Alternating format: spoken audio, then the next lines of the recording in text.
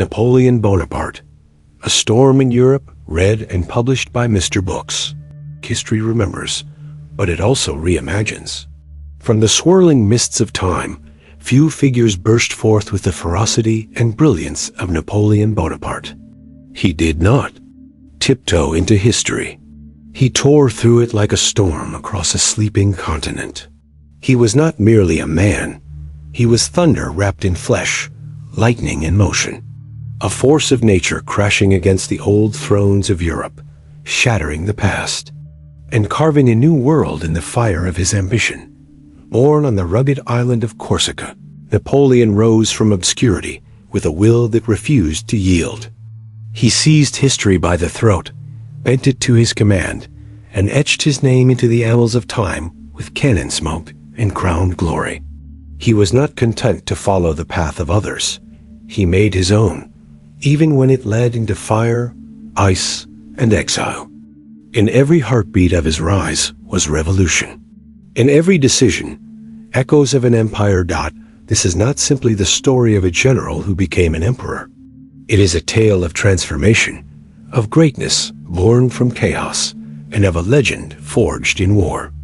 It is a journey into the mind of a man ablaze with vision, who felt too deeply, dreamed too vastly, and dared too much. It is the saga of how one soul could make all of Europe tremble, not just with cannon fire, but with the sheer audacity of belief. Tempest over Europe takes you beyond the cold facts and into the storm itself. You will march beside Napoleon through the charged hills of Italy, where lightning struck and genius burned bright. You will feel the sun-scorched winds of Egypt, where ancient dreams collided with modern ambition. You will walk through glittering marble halls where power was claimed, and through battlefield smoke where it was defended with blood. You will stand with him on the peaks of triumph, and descend with him into the shadows of ruin. In 8 sweeping chapters, you will witness the tempest in full, from love and betrayal to glory and grief, from the roar of Waterloo to the silence of St. Helena. This is not history frozen in stone. This is memory in motion, alive with thunder, trembling with emotion, and soaked in the rain of forgotten tears. To listen to this story is to stand in the storm, to feel every gust of ambition, every crash of destiny, every quiet moment of regret. This is Napoleon not as a figure in a textbook, but as a man of fire and fury, a soul who refused to be ordinary, and whose shadow still lingers across the world. As the tempest rises once more, let it sweep you away. In its thunder, perhaps you'll hear your heartbeat. In its echoes, you may find not only the legend of Napoleon, but the storm within yourself, waiting to rise. Before we dive in, make sure to subscribe and hit that like button to support the channel, and don't forget to turn on the notification bell, so you never miss an audiobook that could change your life. Now, let's begin. Enjoy. Chapter 1. Corsican Winds. The Birth of a Legend. The world remembers Napoleon as the Titan of Europe, emperor and conqueror, but few recall the delicate beginnings, when the storm was but a whisper amidst the wild Corsican winds. In the rugged hills and shadowy olive groves of Ajaccio, a frail and lonely boy grew up in the shadow of foreign banners and island tradition, his soul as restless and storm-tossed as the sea that endlessly battered Corsica's shores. Napoleon's birth on August 15th, 1769, came just months after Corsica's proud independence was snuffed out by the French, replacing centuries of resistance with the rigid formality of a distant king's authority. Born Napoleon Bonaparte to Carlo and Letizia, the second of the 8 surviving siblings, the very air of his childhood was heavy with loss and longing. His father, a minor noble with little means but great ambition, championed Corsican causes before accepting a place in the new French order, a compromise that would shape his son's destiny forever. From his earliest days, Napoleon's life was cast between worlds: Corsica's raw traditions, feudal honor, and the elegance of French Enlightenment thought. At home, he learned the values of fierce loyalty and resistance, the wisdom of his mother, Letizia formidable and enduring, and the uncertainty that came with a family scratching out its place in changing times. Yet, Napoleon was not beloved by his peers. Awkward, taciturn, and often brooding, he found solace in books more than in play. The story of mighty Carthage, the fate of Alexander the Great, and tales of classical heroes ignited a fire within the young boy, filling the gaps where friendship failed him. By 10, his father wrested for him a scholarship to the French mainland, and so the storm began to gather momentum. Paris was a world away, not just in distance, but in language, customs, and disdain. At the Royal Military School of Brienne, Napoleon, a little Corsican with broken French, was mocked and isolated. The hard winds that had shaped his island childhood now became gales of inner resolve. He channeled pain into purpose, and, night after night, he pored over history, mathematics, and strategy. He learned as much from defeat and dislike as from any teacher. The lessons Corsica taught of honor, struggle, and never surrendering to despair became steel within his soul. He dreamed not only of restoring his family's pride, but also Corsican independence. Letters to his brother Joseph crackled with revolutionary fire. With a small force, we can set our country free. The time is ripe, yet destiny, like the wind, cannot always be directed. As the revolution exploded in France, Napoleon's ambitions broadened. He abandoned the impossible dream of Corsican restoration, redirecting his fury and brilliance toward the stormy heart of France itself. By his graduation, Napoleon's talent for mathematics and command secured him a commission. As an artillery officer, a branch as precise and decisive as his own nature. Yet beneath the crisp uniform and military decorum, the boy from Corsica remained, passionate, proud, easily wounded, and intensely self-reliant. His letters reveal a heart alive with yearning and fear, a mind unquiet, moving always toward something greater, even as he searched for a home that would accept him. Thus begins the story of a storm. From roots forged in isolation and adversity, Napoleon's character became both shield and sword. Corsica's wild winds had shown him how to bend without breaking, how to hold fast when all was lost, and how to survive as an outsider ignored or despised. The lessons learned on her stony soil would carry him across continents. Corsica herself seemed always at war, beset by invaders, torn by clan feuds, and haunted by dreams of independence. So too would Napoleon live his life, not in peace or quiet, but in the embrace of danger, challenge, and ceaseless striving. Before storms erupt in thunder and rain, they are felt first as sudden gusts, strange and sharp. So was Napoleon, a force still forming, destiny gathering strength in the silence before the lightning. The boy in the olive groves would one day shake the world, but his heart would forever remember the howl of the Corsican wind. Chapter 2. The Gathering Storm. Rise through the ranks. France in the late 1780s was a nation unraveling at every seam. Hunger stalked the cities. Fear haunted the countryside. The king, once revered as near divine, watched his power slip away by the hour. It was in this charged atmosphere, between hope and terror, that young Napoleon found his purpose. Fresh from his course at the École Militaire, he entered the French artillery as a junior officer, timid in title, but already electric with ambition.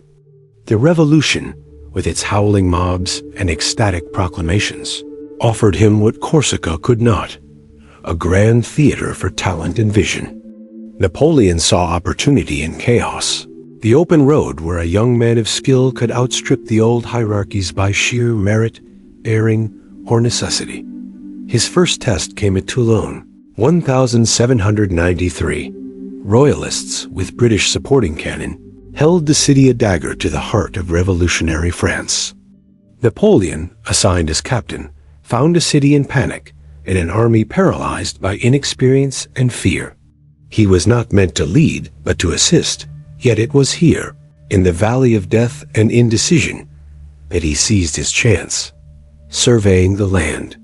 With an artilleryman's eye, Napoleon saw not just terrain, but patterns, weaknesses, and opportunities invisible to timid officers. He repositioned the cannon, rallied the demoralized, and with furious energy, turned the tide. The British, outgunned and outmaneuvered, were forced to withdraw, and the city was saved. In the smoky, battered aftermath, word of his brilliance flashed through revolutionary councils. For the first time, the storm broke the silence. Napoleon Bonaparte had arrived. Promotion came fast, sometimes too fast. Suspicion followed, as did jealousy. He was young, foreign, and fiercely self-assured. Success at Toulon made him a hero, but the tumults of revolution demanded loyalty to shifting regimes. Friendships were tenuous, alliances dangerous.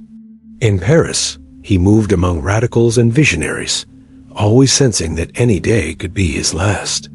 Yet the danger only honed him. Every step was a gamble. Once briefly imprisoned, suspected of treason, he lived on a knife's edge, surviving on courage and quick thinking. His relationship with Josephine de Beauharnais began as a calculated partnership, blossomed into passion and pain.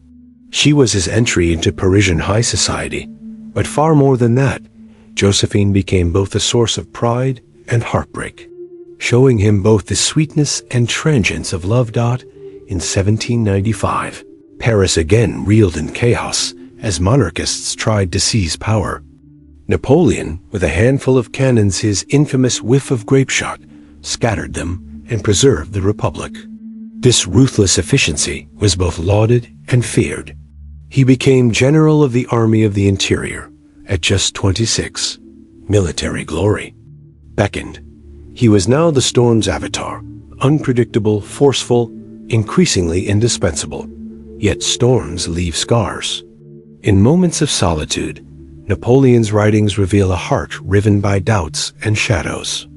He dreamed of family and belonging, but found himself increasingly alone, driven by the very ambitions that set him apart. Power for Napoleon was never simply a crown to be seized, rather. It was a burden and a test. Could a man, born of exile and hardship, command the very fate of a continent? His Corsican past haunted him. He watched from afar as his homeland suffered civil conflict and suppression, his youthful ideals slowly crumbling. He was seen as a betrayer by some, a redeemer by others. But while Corsica had forged his will, it was in France, amid the revolution's roar, that Napoleon forged himself. Through endless nights of cold planning and the fevered march of campaigns, Napoleon grew steelier.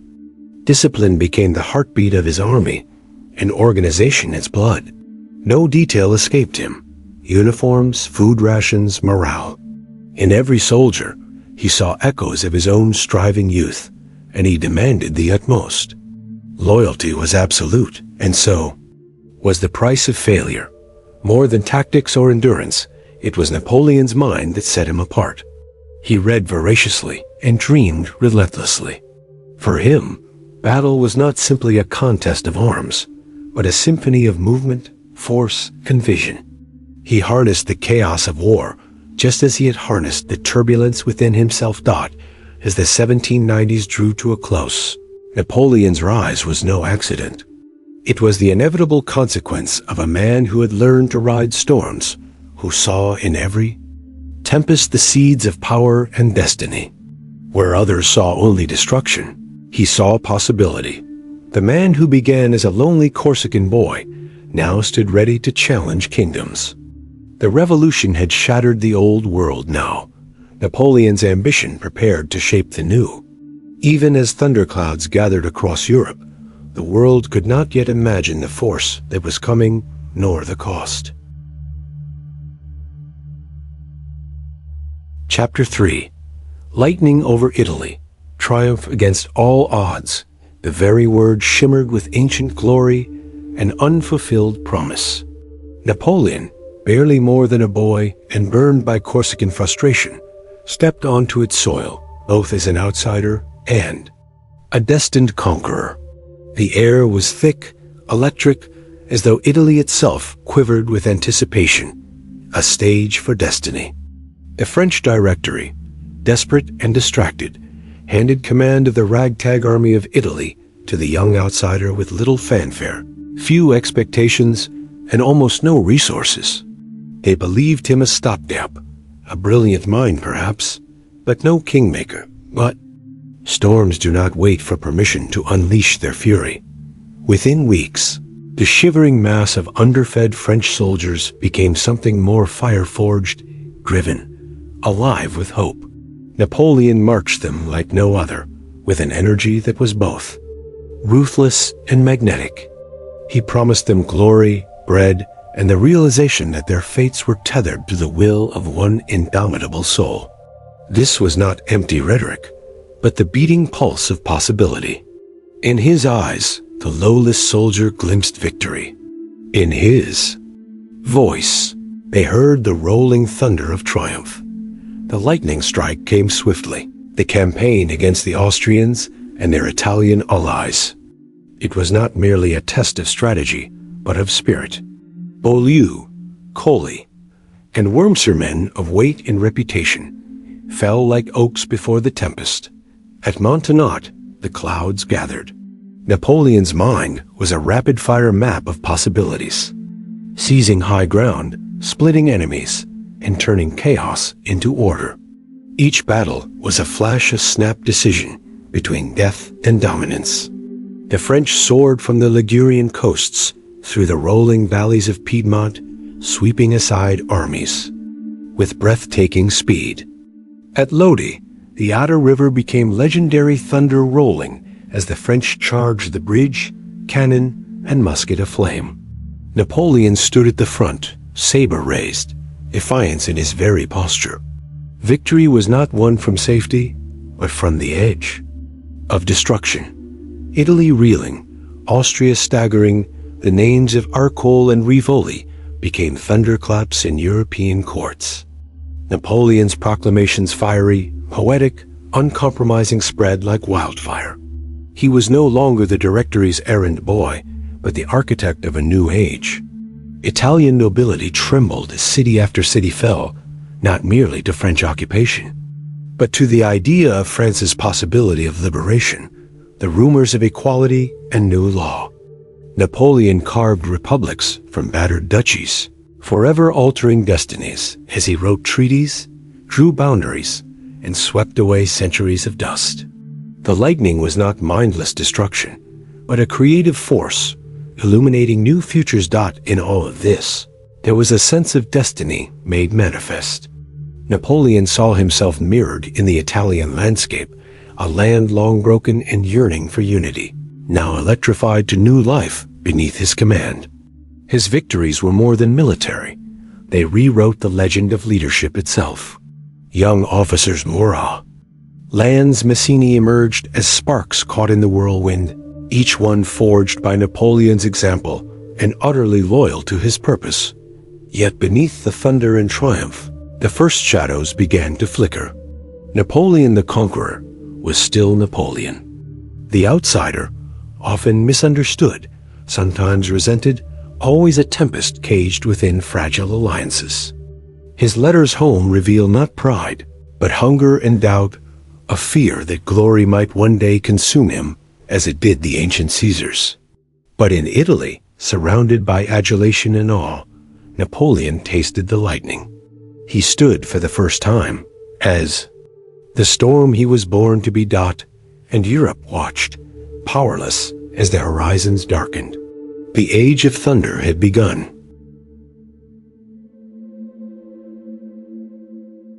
Chapter 4. Thunder in Egypt, Ambition Beyond Europe. In 1798, Napoleon's gaze widened from the battered heart of Europe to the far horizon. Europe was not enough. Glory, that insatiable storm within him, sought a new sky. Egypt, the land of pyramids, endless sand, and ancient secrets a prize, he coveted not merely to wound Britain, but to claim the future for himself. Beneath the relentless Mediterranean sun, an armada larger than any before slipped silently away from Toulon, carrying dreams, cannons, scientists, and visions of an empire not yet born. On Egyptian shores, thunder erupted. Alexandria fell almost without a struggle, but as the French columns trudged through the blinding heat, their commander seemed only to grow stronger. His eyes, those famed eyes of fire, burned with purpose, while bullets and thirst carved away at his men. Napoleon lectured them on the glory of Alexander the Great, promising their names would echo longer than any pharaoh's. "Soldiers," he declared, 40 centuries look down upon you."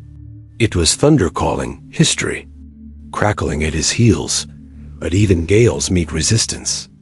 At the Battle of the Pyramids, Mamluk cavalry crashed against the squares of French infantry, waves against stone. The noise, the sand, the screams. War at its most brutal, elemental. Yet Napoleon, always at the center of the storm, calmly adjusted. Tactics, transforming apparent disaster into dazzling victory. Cairo fell. Egypt trembled. French science astronomers, botanists, linguists unfurled from the army, as though lightning could seed civilization in the desert. And yet, storms are fickle, their power double-edged. At Aboukir Bay, the British Navy, under Nelson, shattered. The French fleet in a night of fire and water. Thunder collapsed into chaos. Stranded, Napoleon pressed on, clashing with Ottomans, tenting in plague-haunted sand, and realizing, for the first time, the limits of his reach. Egypt was not his to claim. The world, however vast, resisted even his embrace. Yet in defeat, Napoleon's legend grew. Scientific discoveries, an entire civilization reborn for Europe's gaze, blurred the line between conqueror and visionary. The storm did not subside. It transformed, whispering that limits were mere illusions. Napoleon's eyes turned back toward France, restless again. Europe waited, knowing Egypt was only the prelude. There was thunder rolling in the distance, the promise of empire, the menace of war. Napoleon's ambition, undampened by the desert's refusal, returned home electrified and more determined than ever. The tempest was gathering anew. This time, it would crash directly upon the heart of Europe.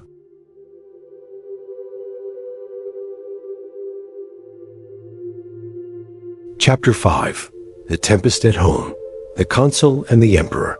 Home was never simple for Napoleon. France, beaten and battered by years of revolution, longed for order, a strong hand to steady the helm. When Napoleon landed in Egypt, the nations, longing and his ambition collided. Hailed by the people, eyed warily by the politicians, he seized the opportunity, orchestrating a coup with dazzling precision. In the silence after the storm, he emerged as first consul master, at last, of the tempest he had so often ridden. The revolution had promised liberty, equality, and fraternity. Napoleon offered stability and purpose. He rewrote laws, the Code Napoleon, repaired finances, restored the church's standing, and wrapped France in the steel embrace of control. The air crackled with both relief and unease. Paris glimmered. Rebels retreated, and the new regime shimmered dangerously between republic and monarchy. All France seemed to hold its breath as Napoleon moved among the people, a living myth clothed in pragmatic detail. But the restlessness remained. Peace with Austria was hard won. The Treaty of Amiens with England, a fleeting truce. Europe's monarchs did not trust the former revolutionary, former general, now consul. They whispered, plotted, and armed themselves against the oncoming storm. Inside France, too, there was opposition royalists, Jacobin, doubters, those who saw in Napoleon both their salvation and their doom. Napoleon heard the whispers. He countered them not with words, but with grandeur, a coronation never seen before. In Notre Dame, beneath soaring vaults and a Roman crown, he anointed himself emperor, seizing the symbols of monarchy while redefining them. Friends and enemies alike gasped at the audacity. He was no puppet for relics of the past, but the architect of something elemental, new master of France, and harbinger of fate for all of Europe. Thunder reverberated through palaces and peasant huts alike. Napoleon's vision order through. Strength, greatness over chaos echoed far beyond Paris. For a moment, the tempest seemed a force not of destruction, but of healing. A consolidation after the agony of revolution. Yet every storm leaves tension in the air. The ambition that forged a nation would soon test it to the breaking point. All of Europe braced for what would follow the deluge Napoleon was preparing to unleash.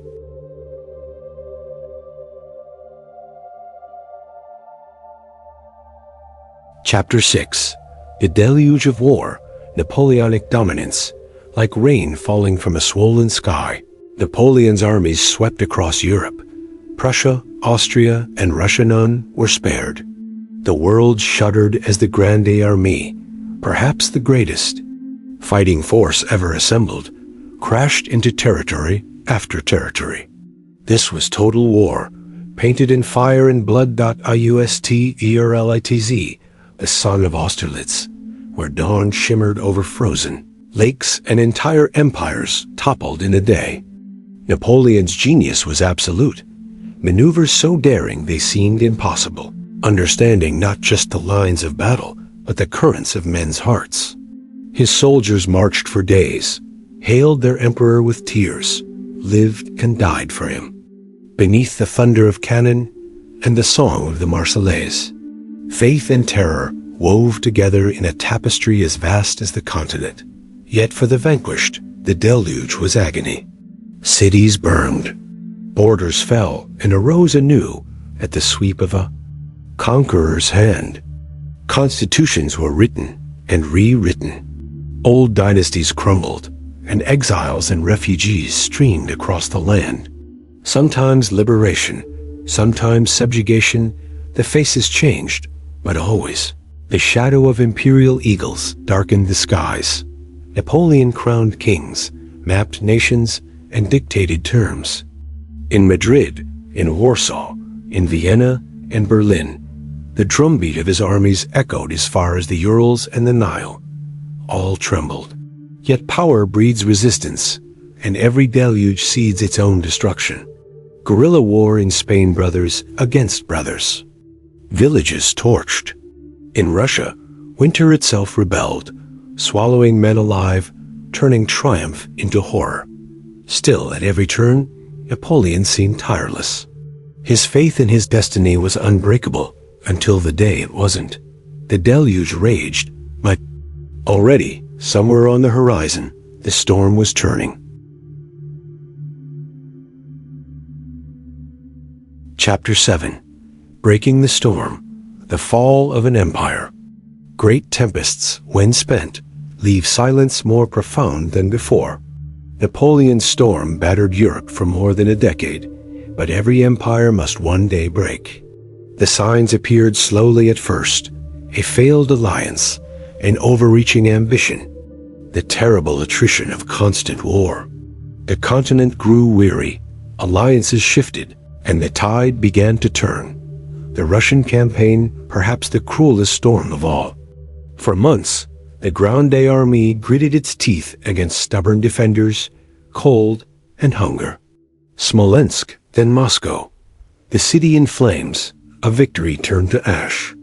Retreat was not a march, but a nightmare: snow, starvation, the relentless pursuit of Cossacks. Step by agonizing step, Napoleon's titanic power sputtered and shrank in the freezing darkness. From Spain, Wellington's armies pressed northward. Prussia rose again. Austria, ever cautious, boldly cast its lot against yesterday's tyrant. At Leipzig, the battle of nations, the emperor's star staggered. Defeat bred despair, betrayal, and desertion. In Paris, the air was heavy with exhaustion. And fear. Once adored by the people, Napoleon's name no longer guaranteed devotion. Forced to abdicate, he was exiled to Elba, a lion caged, yet still dangerous. But storms always threaten resurgence. In a flash of daring, he returned. The 100 days, a final surge, impossible but true. Old soldiers rallied, hearts pounded anew beneath regimental colors. And then, at Waterloo, the tempest broke at last. Rain fell, mud-choked dreams. Everything planning, courage, destiny collapsed beneath the combined weight of the worlds. Armies, the storm had spent.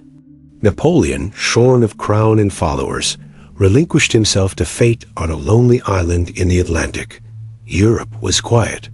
The air, at last, was still. What remained was not the man, but the echo. Chapter 8. Echoes After the Storm, the Immortal Legacy. Even when the storm dissolves, the world it traversed is never the same. Napoleon died in exile beneath gray St. Helena skies, but his legacy only grew, reverberating through centuries like distant thunder. His enemies tried to erase him. His acolytes immortalized him. In the world's imagination, he became more than emperor, a symbol of possibility, genius, and the terrible price of ambition. France, in mourning, discovered its wounds sometimes bore the shape of hope. The Code Napoleon survived. Roads, schools, and civic pride flourished. Across Europe, dreams of liberty planted, if only for a season, remained seeds for the future, germinating into revolutions and new nations. For artists and writers, Napoleon was an eternal muse. His passions, loves, and battles, painted in verse and oil, his silhouette made mythic on every continent. Generations studied his campaigns, his reforms, his relentless will, hoping to extract some hidden secret, some spark of greatness. But his legacy is more complicated, the lightning both creative and destructive. The wars scarred Europe, cost countless lives, and unleashed forces both liberating and oppressive. No mere hero or villain, Napoleon became a human paradox, boundless promise, limitless flaw. And so, in every era, the storm is reborn. Politicians invoke him, soldiers idolize him, historians debate him. His legend endures, not because it is simple, but because it refuses to die. Across the landscape of Europe and the dreams of humanity, the name Napoleon Bonaparte remains, echoing forever, long after the last rumble of thunder has faded into history. Before we dive in, make sure to subscribe and hit that like button to support the channel, and don't forget to turn on the notification bell so you never miss an audiobook that could change your life. Now, let's begin. Enjoy.